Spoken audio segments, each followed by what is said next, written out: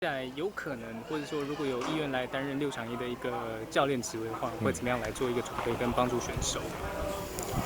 现在就是还在跟球队讨论嘛。那来到这个中英兄弟担任克洛教练，那今天早上也有看到在指导一些年轻选手，目前带领他们，然后跟你自己适应的情况。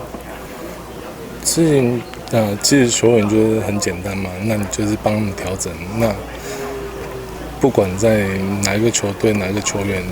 都是一样的。那你调整的方式就会很快。在有可能，或者说如果有意愿来担任6场1的一个教练职位的话，会怎么样来做一个准备跟帮助选手？现在就是还在跟球队讨论嘛。那如果有的话，就希望，因为时间都很赶，那他们要怎么去调整是比较重要。那个农场养成，自己有没有跟总教练谈过未来要怎么样配合的？其实教练他们就会比较简单嘛，就是希望说把选手可以调到最好，然后可以让从慢慢的养成，让他从牛棚啊，然后一般的练习赛，然后去慢慢调整到说他是可以真的是应付二军的比赛，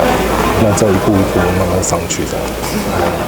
那教练现在会着重于二军的投手的哪些重点？大概着重在哪些？那现在他们就是希望他们的稳定度会先要调整，然后让他们稳定度好一点。菜鸟教练，那你也算是菜鸟总教练，是目前现在适应跟团队适应的情况。其实没有很大的差异，就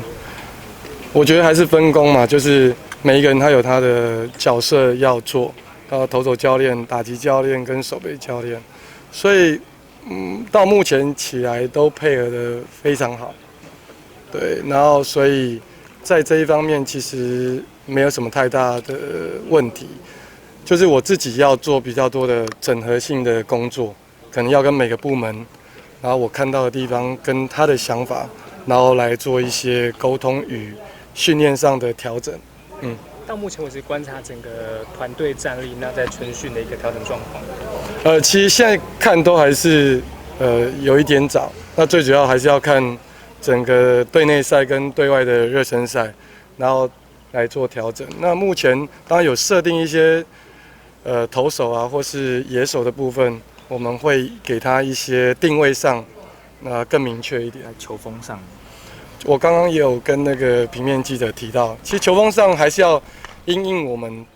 整个春训调整，然后队内赛跟热身赛，然后才能够达到一个我们比较想要的球风，比如说速度啊，或是攻击中心打线的部分啊，或是投手怎么安排，当然还要看到这些球员的整个春训的表现如何，然后再做应用做调整，就没有绝对性的，对。